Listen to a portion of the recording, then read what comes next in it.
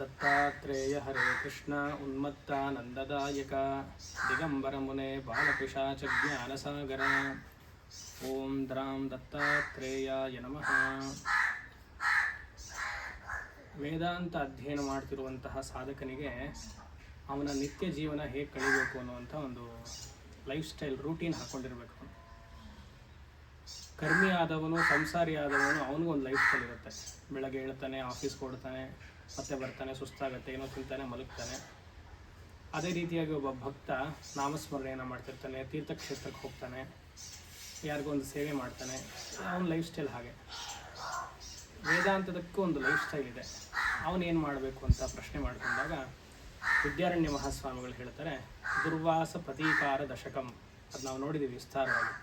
ಅದರಲ್ಲಿ ಅವ್ರಿಗೆ ಮಾತನ್ನು ಹೇಳ್ತಾರೆ, ಬೆಳಗ್ಗೆ ಎದ್ದ ತಕ್ಷಣ ಆತ ನಿತ್ಯ ಕರ್ಮವನ್ನು ಮುಗಿಸ್ಕೊಳ್ಬೇಕಂತ. ನಿತ್ಯ ಕರ್ಮ ಅಂದರೆ ಅವರವರಿಗೆ ಯಾವ ಕರ್ಮ ಶಾಸ್ತ್ರ ಹೇಳಿದೆಯೋ ಆ ಕರ್ಮಕ್ಕೆ ನಿತ್ಯ ಕರ್ಮ ಅಂತ. ಉಪನಯನ ಸಂಸ್ಕಾರ ಇರೋರಿಗೆ ಸಂಧ್ಯಾ ವಂದನೆ ಮಾಡಿ ಸಂಕ್ಷಿಪ್ತವಾಗಿ ಪೂಜೆ ಮುಗಿಸ್ಕೊಂಡು ವೇದಾಂತ ಚಿಂತನೆಗೆ ಬರಬೇಕು.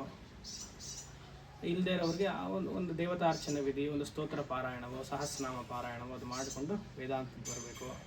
ವೇದಾಂತಿ ಆದವನಿಗೆ ಬೆಳಗ್ಗೆಯಿಂದ ರಾತ್ರಿವರೆಗೂ ಅವನು ಪೂಜೆನೇ ಮಾಡ್ತಿರಬಾರ್ದು.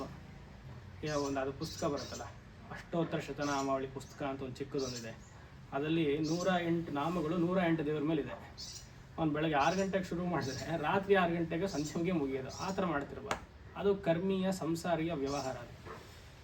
ಆದರೆ ವೇದಾಂತ ಚಿಂತನೆ ಇರುವಂತಹ ವ್ಯಕ್ತಿ ಪ್ರಾತಃ ಕಾಲದಲ್ಲಿ ನಿತ್ಯಾನುಷ್ಠಾನ ಆಗಿರುವಂತಹ ಸಂಧ್ಯಾ ವಂದನೆಯನ್ನು ಮುಗಿಸ್ಕೊಂಡು ಸಂಕ್ಷಿಪ್ತವಾಗಿ ದೇವತಾರ್ಚನ ವಿಧಿಯನ್ನು ಮಾಡಿಕೊಂಡು ಸದ್ವೇದಾಂತ ಸಚ್ಚಿಂತೆಯ, ಆ ವೇದಾಂತದ ಚಿಂತನೆಯನ್ನು ಮಾಡಬೇಕು. ಚಿಂತನೆ ಹೇಗೆ? ಜೀವಸ್ವರೂಪ ಏನು, ಪರಮಾತ್ಮನ ಸ್ವರೂಪ ಏನು, ಜಗತ್ತಿನ ಸ್ವರೂಪ ಎಂಥದ್ದು, ಈ ರೀತಿಯಾಗಿ ಅಜ್ಞಾನ ಅಂದರೆ ಏನು, ಈ ಮಾಯಾ ಅಂದರೆ ಏನು, ಈ ರೀತಿಯಾಗಿ ಆ ಚಿಂತನೆಯನ್ನೆಲ್ಲ ಮಾಡಬೇಕು.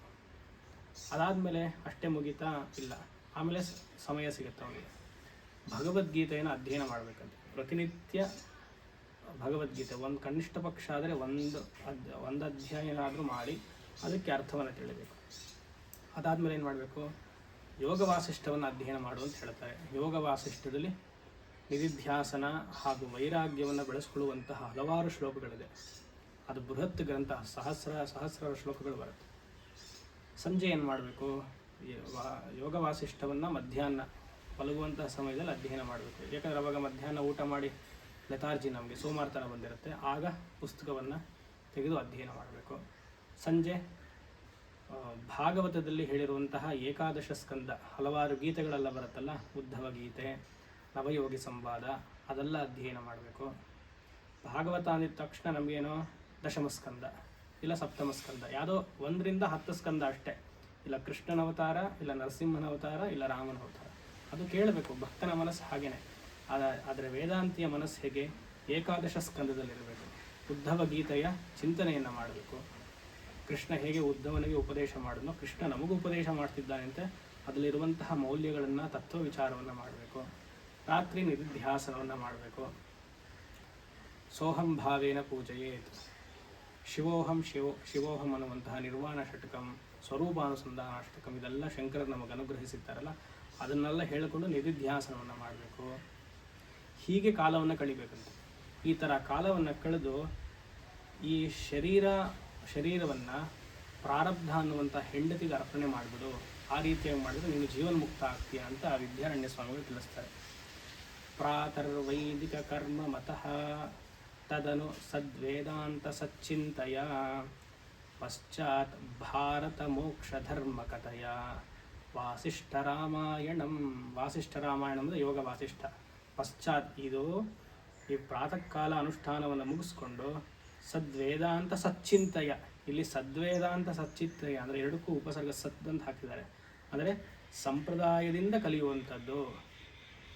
ಸದ್ವೇದಾಂತ ಸಚ್ಚಿಂತೆಯ ಪಶ್ಚಾತ್, ಆಮೇಲೆ ಭಾರತ ಮೋಕ್ಷ ಧರ್ಮ ಕಥೆಯ, ಮಹಾಭಾರತದಲ್ಲಿ ಹೇಳಿರುವಂತಹ ಭಗವದ್ಗೀತೆಯನ್ನು ತಿಳಿ.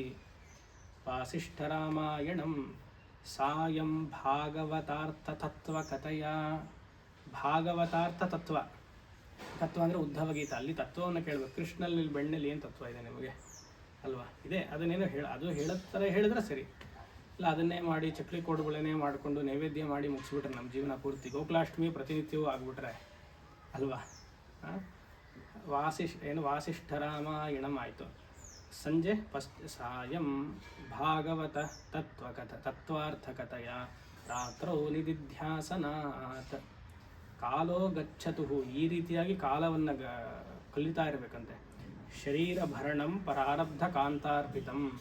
ಈ ಶರೀರವನ್ನು ಈ ಪ್ರಾರಬ್ಧ ಅನ್ನುವಂಥ ಹೆಂಡತಿಗೆ ಅರ್ಪಣೆ ಮಾಡೋ ಈ ರೀತಿಯಾಗಿ ಒಬ್ಬ ವೇದಾಂತಿಯ ಜೀವನ ಶೈಲಿ ಇರಬೇಕು ಅಂತ ವಿದ್ಯಾರಣ್ಯರ ಉಪದೇಶ. ನಾವೆಲ್ಲರೂ ಅದನ್ನು ಪಾಲನೆ ಮಾಡೋಣ. ನಾರಾಯಣ.